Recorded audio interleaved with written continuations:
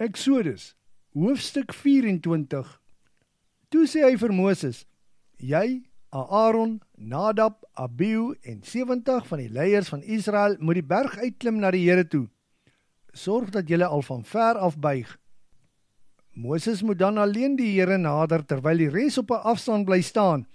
Die volk mag ook nie saam met hom die berg opklim nie.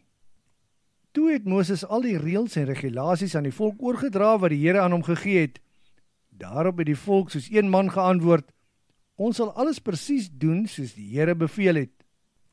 Daarna het Moses al die bevele van die Here opgeskryf. Die volgende oggend vroeg het Moses gereed gemaak en 12 gedenkstene opgerig aan die voet van die berg volgens die 12 stamme van Israel. Hy het ook daar 'n altaar gebou. Toe het hy van die jong manne van Israel gestuur om aan die Here brandoffers te offer. Hulle moes ook bulle slag as dankoffers vir die Here. Moses het toe die helfte van die bloed in die altaar uitgestort en die ander helfte het hy in houers gegooi.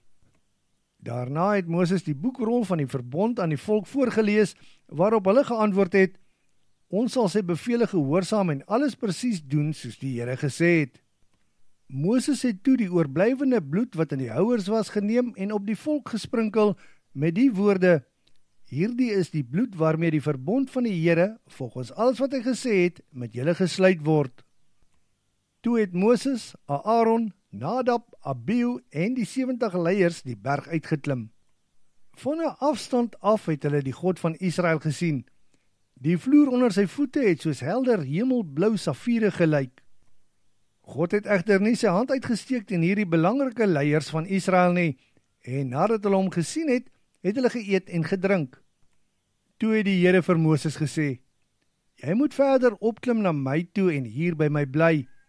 Kyk, ek wil die kliptafels vir jou gee waarop ek die wet en die gebooie neergeskryf het, sodat jy hulle dit kan leer. Joshua, die helper van Moses, het toe verder die berg saam met Moses uitgeklim. Vir die leiers het Moses beveel, julle moet hier op ons wag totdat ons terugkom. As julle enige regsaake onder mekaar het, kan julle na Aaron en Hur, wat hier by julle is, daarmee gaan. 'n Donker wolk het die berg bedek terwyl Moses daarteen opklim. Die glansryke teenwoordigheid van die Here was op die Sinaïberg. Vir 6 dae het die donker wolk die berg bedek. Op die 7de dag het die Here vanuit die wolk na Moses geroep.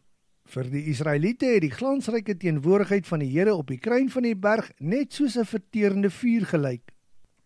Toe het Moses verder teen die berg opgeklim en in die donker wolk verdwyn. Vir 40 dae en 40 nagte was Moses op die berg.